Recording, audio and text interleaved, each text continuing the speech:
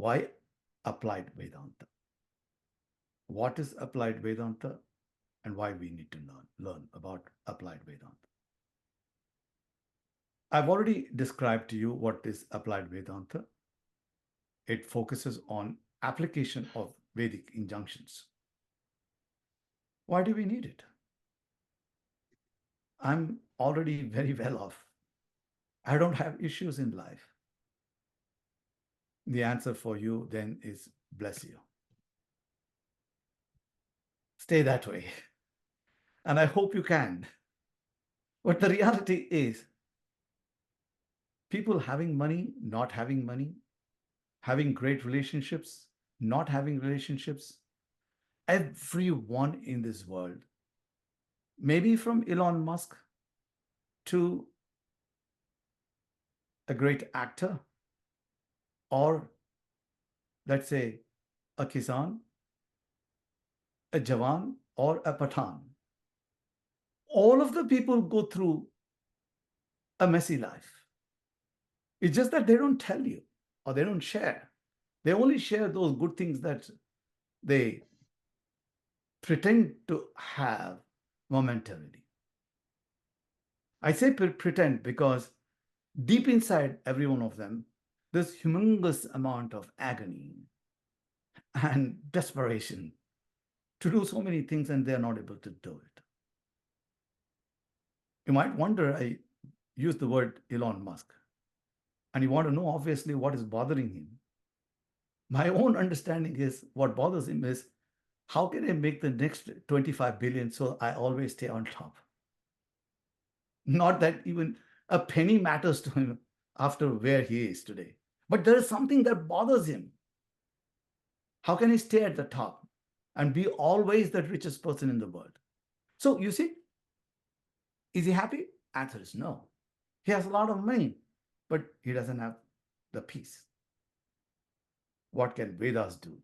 The correct application of Vedas will really take you through that path and deliver that bliss that you all want. And to tell you about that, let me give you a nice story. Because everybody likes story. And I myself forgot because I don't really like stories. I rather deal with the reality than the stories. But stories can explain features much better. So there was this young boy who was working in the lawn of a rich man, and very diligently, extremely sincerely, and doing things that he should do as the landscape person or the one who keeps up the lawn. He was not looking back and forth anywhere to see if someone was overlooking him.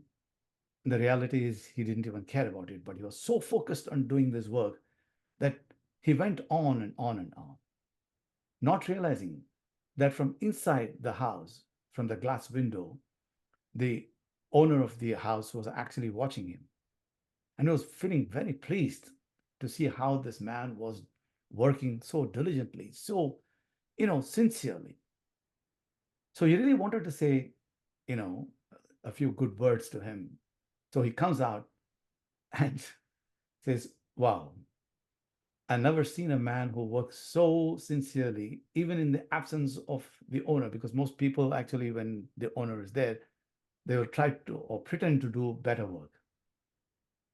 So he says, why are you doing this work so sincerely? So the boy turns around and says, sir, I love my work. I don't know, I just love my work. So the man says, okay, if you really love your work, then I don't know why I'm paying you. You just do the work because that's what you like. That's what you love. So will probably stop paying you. Oh, then the reaction was different. He says, no, no, no, no, no. I'm working because I want money. Now things are different. So the owner says, okay, I'll give you money, but I will not allow you to spend the money. So the boy says, how is that possible? I need money because I can spend the money. Then he says, okay, you can spend the money, but not on yourself, nor to the family members. You have to spend the money on somebody else, not related to you. Obviously, the boy is now getting angry from within, but obviously he doesn't show that. But he says, no, sir, no, no, I need the money. I need the money to buy things for myself and to my own people, not outsiders.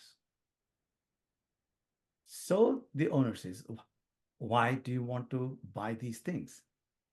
He says, because it makes me happy. And it stops. So if you see, we had a sequence of things saying, I'm doing this for this, this for this, this for this, this for this. It ends with happiness because after that, there's nothing that you want to have. This is exactly the situation for every human being in this world. You're not working because you want something. You're working because you want that happiness at the end of the day. The question that you need to ask, are you getting that happiness even though you're working? This is all for self-introspection. Don't need to explain to me. No answers to be given. Are you happy from morning to night until the time you go to sleep? All you do is karma, karma, karma. Does it deliver exactly what you want, as in the story of happiness? If it did not, then there is some flaw somewhere. Or your understanding of happiness itself is wrong, or your understanding of the process of getting happiness is wrong. Somewhere there is a flaw, obviously. Because if there was no flaw, you would be all the time happy. So Veda says, don't need to do even karma, and you shall still be happy. Isn't that a great situation to be in? And then the benefit starts. When you understand the value and start practicing what is being taught to you, then you don't have to do karma for the sake of happiness. You will do karma for the sake of karma itself, not with the end benefit, because the end benefit is already consumed by you because you are a happy person already. Then comes a very important point of freedom. Is freedom not what we seek all the time? Or we seek bondage? It's a different story that we have all got entangled so deeply in bondage and trying to get that bliss from this bondage, be it work related bondage, be it relationship related bondage, be it anything. But it is not delivering you that happiness. In fact, it does the exact opposite of it. You want freedom. Mind really wants freedom. And you do everything that really encourages bondage. So, where is our intellect gone? We are all very highly qualified people here. Right from the youngest person here, who is only 16 years, and another person who is almost close to 70 years. I'm talking about myself. Where is the intellect gone? How are we not able to tackle this such an important aspect, which is really what we want, which is freedom, freedom from all these bondages, freedom from attachment, which is causing lots of problems to us, freedom from fear, all sorts of fear.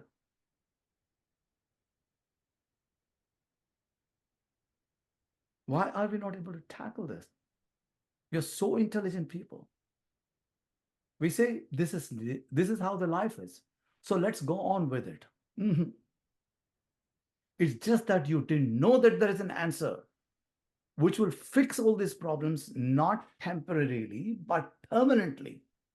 That's the beauty of Vedas. And then the freedom from the fear of death. It only will occur when you see some death. When you go through issues that no one is exempt from, the three-pronged attack, as soon as you're born as human beings or as a living being. So it's called adhyatmika, which is the problems that come from within your body system. Because there is a deterioration that happens anyways, depending on the karmic consequences that you will experience. Adhyatmika, adi bhautika, consequences that you have to bear because of your interaction with the world outside. And we already have confirmed that you can't lead this life without interaction with this world at all. You cannot say, I'm going to sit in my house so that I don't contract any disease from outside. Adi Bhautika. Then Adi Devika, which is this natural calamities and the catastrophes that you have to face, like a flood or earthquake or a tsunami or COVID for that matter. How much we were all fearing when COVID was really raging by the day, by the hour, by the seconds. How much we were afraid of. So don't you want freedom from all this fear? You're so worried about every little thing. You want a freedom. That really is what your life is. And all the things that you do is bind yourself because you suffer from ignorance. This is not academic ignorance. You're all extremely qualified people. This is the ignorance about what you should be and what you are.